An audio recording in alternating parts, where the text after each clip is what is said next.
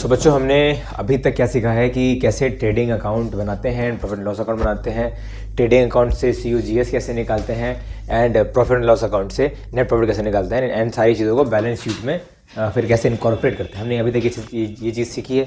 तो अभी इसमें एक और कॉन्सेप्ट बच जाता है जो जिसे हम कहते हैं ऑपरेटिंग प्रॉफिट, तो वो भी सीख लेते हैं आज। ठीक है, देखो, आप हमने अभी तक ये सीखा है कि एक्सपेंस को हम डायरेक्ट और इनडायरेक्ट नेचर में कैसे इसको क्लासीफाई करेंगे। ठीक, डायरेक्ट एंड इनडायरेक्ट हमने ये चीज़ सीखी है अभी तक। डायरेक्ट आपके एक्सपेंसेस भी हो सकते हैं, मतलब एक्सपेंसेस होते हैं और इनकम होते हैं, इनकम होती है। तो अभी बताओ कि डायरेक्ट एक्सपेंसेस का एग्जांपल हमने जो कि ट्रेडिंग अकाउंट में आता है वो डायरेक्ट एक्सपेंसेस होता है, जैसे वेजेस हो गई, फैक्ट्री का रेंट हो गया, लाइटनिंग हो गई, फ्यूल पावर हो गया, ये सारी चीज़ें इनकम में तुम्हारी सेल्स जाती हैं डायरेक्ट इनकम में। और इनडायरेक्ट एक्सपेंसेस में जो बच जाते हैं, जो यहाँ नहीं जगह पाते हैं, वो PL अकाउंट में जगह पाते हैं, तो वो इनडायरेक्ट एक्सपेंसेस होते हैं, वो PL में जाते हैं। और ये इनकम्स भी PL में जाती हैं जो इनडायरेक्ट नेचर की होती हैं। जैसे एग्जांपल देते हैं, आपको कमीशन मिला, आपको रेंट रिसीव हुआ, आपको क्या बोलते हैं, फिर जैसे आपको प्रॉफिट ऑन सेल हुआ, ये सारी चीज़ें इनडायरेक्ट इनकम होती है जो कि मैन्युफैक्चरिंग से कनेक्टेड नहीं है। और इनडायरेक्ट एक्सपेंसेस में हम बात कर लें, जैसे आपको एडवर्टीजमेंट का खर्चा हो गया, आपने कमीशन पे किया, वो खर्चा हो गया, और जैसे डेप्रिसिएशन हो गया, ये सब डायरेक्ट नहीं है, ये सब इनडायरेक्ट है। ठीक है, तो वो यहाँ या फिर रेंट पे किया, ये सारी चीज़ इनडायरेक्ट है जो कि ऑफिस का रेंट पे किया। तो ये सारी चीज़ें हम PL अकाउंट लिखते हैं। हमने ये दो चीज़ का क्लासिफिकेशन करना सीखा था। आपको याद होगा कि हमने ये सारे खर्चे को हम ट्रेडिंग अकाउंट में लेकर के जा रहे थे, और दोनों एक ही अकाउंट है ट्रेडिंग अकाउंट में, और ये सारे खर्चे हम लेकर के जा रहे थे प्रॉफिट एंड लॉस अकाउंट में। अच्छा, एक चीज़ समझिएगा कि दोनों अलग नहीं है, trading account, profit and loss account दोनों एक ही चीज़ है, लेकिन हम बस उसमें बना रहे होते हैं, उसको अलग करके तोड़ के बना रहे होते हैं। लेकिन अच्छा, अब ट्रेडिंग अकाउंट हम क्यों बनाते हैं, ये समझ लीजिए क्या इंडिकेट करता है, फिर से बता दे रहे हैं एक बार। ट्रेडिंग अकाउंट हमें इंडिकेट करता है कि हमारी जो मैन्युफैक्चरिंग एक्सपेंसेस है और मैन्युफैक्चरिंग इनकम है, मतलब जो मैन्युफैक्चर से रिलेटेड है, प्रोडक्शन से रिलेटेड है डायरेक्टली, वो कहलाती है, मतलब वो उससे जो प्रॉफिट तुम बना रहे हो, raw profit, that is known as तुम्हारा ग्रॉस प्रॉफिट या फिर ट्रेडिंग अकाउंट का ऑब्जेक्टिव। ठीक है, इसके बाद हमारा दूसरा क्लासिफिकेशन होता है जिसको बोलते हैं ऑपरेटिंग एंड नॉन ऑपरेटिंग। ये समझिएगा, ऑपरेटिंग नेचर के आइटम्स और नॉन ऑपरेटिंग नेचर के आइटम्स। अब ऑपरेटिंग नेचर, देखो, ऑपरेशंस का खर्चा मतलब होता है कि बिजनेस की जो मेन एक्टिविटी है उससे रिलेटेड खर्चा, मेन जो काम है बिजनेस का। देखो, एक भी कोई बिजनेस जो होता है, चाहे वो सोल प्रोप्राइटर हो, चाहे वो मतलब ऑर्गेनाइजेशन हो या पार्टनरशिप हो या फिर कंपनी हो, तो ऐसा नहीं है कि उसकी इनकम जो सिंगल सोर्स ऑफ इनकम होती है और खर्चा उसका केवल बिजनेस रिलेटेड ही होता है, और भी खर्चे हो रहे होते हैं। ठीक है, जैसे हम अगर पहले इनकम की बात कर लें, तो जैसे मान लेते हैं कि हमारा बेकरी का बिजनेस है, तो हमारा मेन काम क्या होगा, पेस्ट्रीज, केक्स बनाना, पुडिंग्स बनाना, ये सारी चीज़ों को सेल करना, ये हमारा मेन काम होगा ना।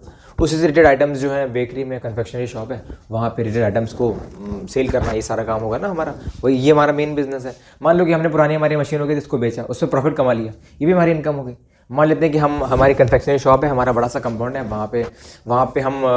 वहाँ पे हम गाड़ी पार्क होती है, तो वहाँ पे हम उसमें पार्किंग चार्ज भी ले लेते हैं, तो ये भी हमारी तरह से छोटी मोटी इनकम हो ही रही है। तो ये खर्चा जो होगा, ये वाली जो इनकम होगी, ये तुम्हारी ऑपरेटिंग इनकम तो नहीं होगी ना, मतलब ऑपरेटिंग इनकम नहीं, क्योंकि तुम्हारा मेन काम तो पेस्ट्रीज बनाना, केक्स बनाना है, तो ये सारी चीज़ें तो मेन बिजनेस नहीं है, तो वो कहलाती है नॉन ऑपरेटिंग इनकम्स। और ऑपरेटिंग इनकम तो तुम्हारी केवल एक ही होगी, हमारी जो है पेस्ट्रीज बेच करके जो पैसे कमाना, और तुम्हारी जो केक्स बेच के जो पैसे कमाना, वो वही तुम्हारी ऑपरेटिंग इनकम्स होगी। ठीक, तो non operating income, operating income समझ गए।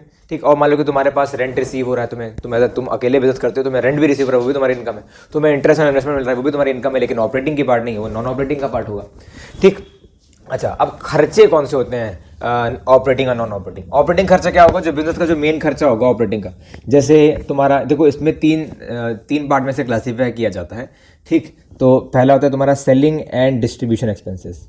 सेलिंग एंड डिस्ट्रीब्यूशन एक्सपेंस, इसको 3 पार्ट में क्लासीफाई किया जाता है। ऐसे कोई बहुत एज सच इंपॉर्टेंट नहीं है कि तुम इसे क्लासीफाई करो। ठीक, ऐसे ही समझना ज़्यादा ज़रूरी है। ठीक है, आपका दूसरा है ऑफिस एंड एडमिनिस्ट्रेटिव एक्सपेंसेस।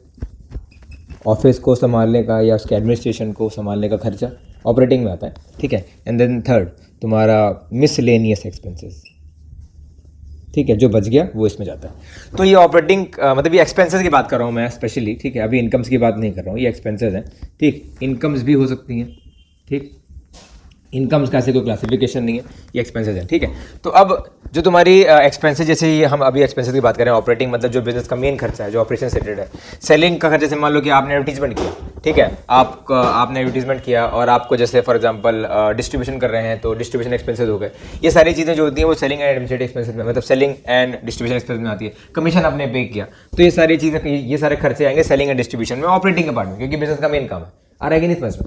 इसके बाद फिर ऑफिस एंड एडमिनिस्ट्रेटिव एक्सपेंसेस क्या होता है, जैसे मान लेते हैं कि तुम्हारे ऑफिस में तुमने एक बंदा रखा हुआ है, उसको सैलरी तुम पे कर रहे हो, तो वो भी तुम्हारे ऑपरेटिंग में ऑफिस एक्सपेंस में आएगा।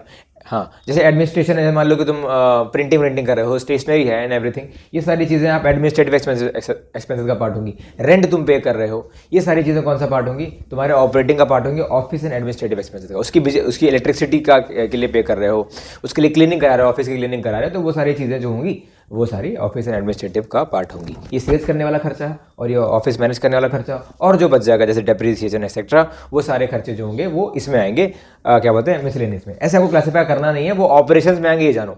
कल को मान लो ऐसा कोई खर्चा होगा, फॉर एग्जांपल आपने मशीनरी बेची, आपको नुकसान हो गया, लॉस ऑन मशीनरी हो गया, क्या वो ऑपरेटिंग खर्चा होगा? नहीं, वो नॉन ऑपरेटिंग एक्सपेंस होगा, क्योंकि जैसे फॉर एग्जांपल दे रहे हैं कि एक्सपेंसेस ये है और इसके बाद इनकम्स ये है, ठीक। एक्सपेंसेस कौन से भाई? एक्सपेंसेस जैसे लॉस ऑन सेल हो गया, लॉस ऑन सेल हो गया, या फिर आप इंटरेस्ट ऑन लोन पे कर रहे हैं, ये सारे खर्चे जो होंगे वो क्या कहलाएंगे? वो आपको कहलाएंगे नॉन ऑपरेटिंग एक्सपेंसेस, ठीक। इनकम में क्या हो सकता है? इनकम में जैसे आपका इनकम में आएगा कि आपको डिस्काउंट रिसीव हुआ, वो ऑपरेटिंग इनकम का पार्ट होगा, ठीक है, जैसे डिस्काउंट रिसीव। इसके बाद फिर तुम्हारा सोल्ड एज स्क्रैप, ठीक है, ये सारी चीज़ें जो होंगी वो भी ऑपरेटिंग का पार्ट होंगी इनकम्स का, ठीक है। डिस्काउंट रिसीव हो गया, गुड्स सोल्ड स्क्रैप हो गया, सेल्स भी आपकी ऑपरेटिंग इनकम ही होती है, ठीक है। ये देखो जो डायरेक्ट में जा रहा है ना ट्रेडिंग अकाउंट में, वो सारे ऑपरेटिंग इनकम्स एक्सपेंसेस है, ठीक है। ये कोई अलग से चीज़ नहीं है, ये पीएल में डिस्ट्रीब्यूशन नहीं है, समझना ये चीज़। In expenses, direct expenses will be always operating expenses and direct income will be always operating income, जैसे सेल्स, ठीक है, सेल्स भी इसी का ही पार्ट होगी। इसके बाद नॉन ऑपरेटिंग इनकम का पार्ट अगर देख लें तो profit on sale of machinery, तुमको कमीशन मिला, ठीक। तो कमीशन तो वैसे ऑपरेटिंग का मतलब ऑपरेशन का पार्ट होता है। तुमने कोई गुड्स जो तुम्हारे हैं, जैसे मान लो कि तुमने केक कहीं से लिया, उसको कमीशन में बेच दिया, ठीक है, तो कमीशन में अगर तुमने केक बेचा तो फिर वो भी ऑपरेटिंग का ही पार्ट होगी। प्रॉफिट ऑन सेल हो गया, और आपको इंटरेस्ट रिसीव हो रहा है, इंटरेस्ट ऑन इन्वेस्टमेंट, ये भी नॉन ऑपरेशंस का पार्ट होगा, ठीक है।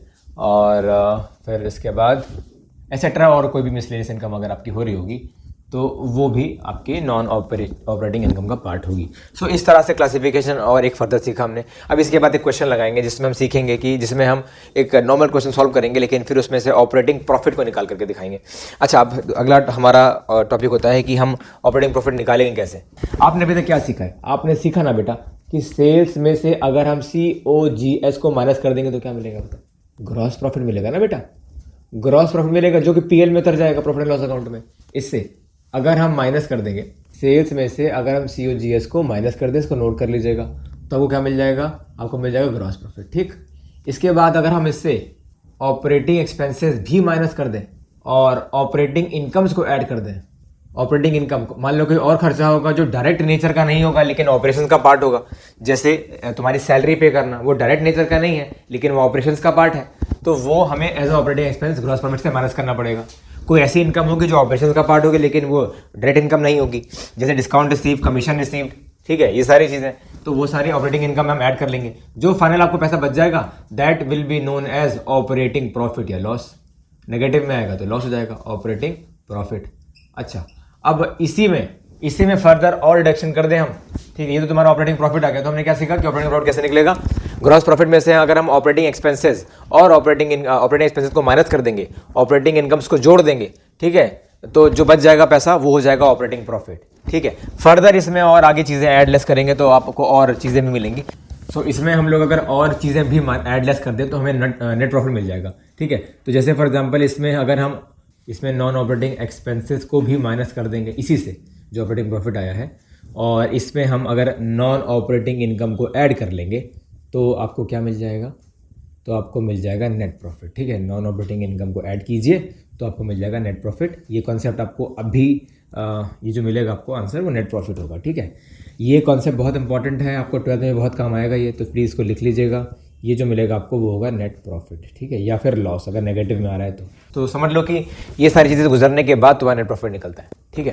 तो प्लीज़ इसे रिवाइज कर लीजिएगा, बहुत इंपॉर्टेंट है और ये बहुत काम आएगा आपको अपने नेट प्रॉफिट निकालने में आगे 12th में तो और काम आएगा ही आएगा। सो बच्चों इस वीडियो में हमने सीखा कि कैसे एक और तरीके से हमारे जो प्रॉफिट्स को या हमारे आइटम्स को कैसे क्लासीफाई करते हैं, ठीक है। अगले वीडियो में हम सीखेंगे कि एक क्वेश्चन लगाएंगे, 2 क्वेश्चन लगाएंगे इनफैक्ट, जिसमें हम समझेंगे कि कैसे ऑपरेटिंग प्रॉफिट को निकाला जा रहा है। प्लीज़ अपने कॉपी में इसे नोट कर लेना। Thank you very much. अगर तुमने यहाँ तक वीडियो देखा तो प्लीज़ आप लाइक शेयर एंड सब्सक्राइब कीजिएगा। Thank you.